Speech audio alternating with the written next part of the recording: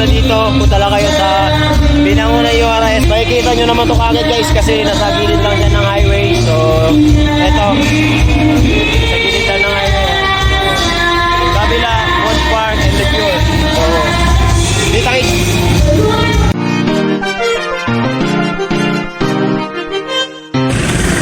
Yo, what's up guys? So, dito lang kayo.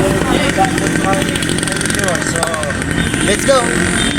Halika na't kayo'y sumama sa biyaheng lagi na positibo ang tema. Good vibes lang at kwela, di lang puro mema. Bawal malungkot, dapat laging masaya Halika at kahit sa guys, walang galang tao. Napakaganda sa loob. Tara! Kaaral na magaganda kahit na malubak pa ang daanan. Sa paglakad ay palagi na sasamahan ka.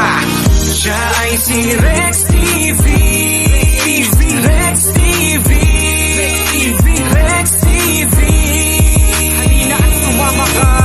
Siya ay Kabila Food Park and Leisure ay isa sa pinakamagandang lugar para magbanding ang magkakabarkada, magkakatrabaho at syempre ang magkakapamilya. gala. Siya ay si Rex TV. Rex TV.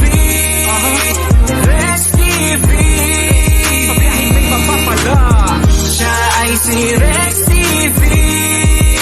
Rex TV. Rex TV. Iwan ka. Saan pa man tayo patungo, sigurado na mararating walang susuko.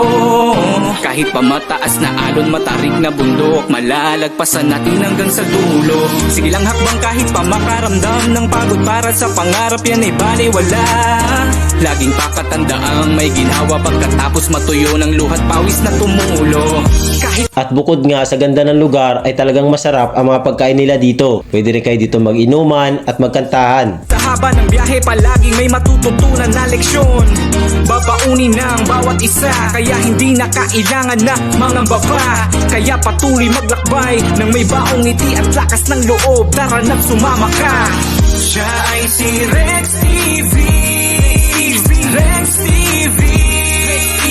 Rex TV. Halina at sumama ka. Siya ay si Rex TV. Ito, pauwi na kami.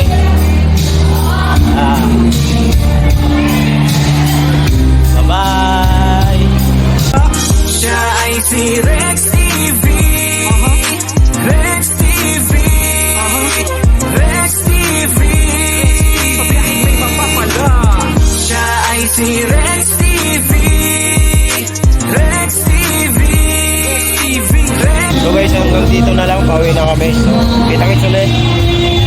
And God bless!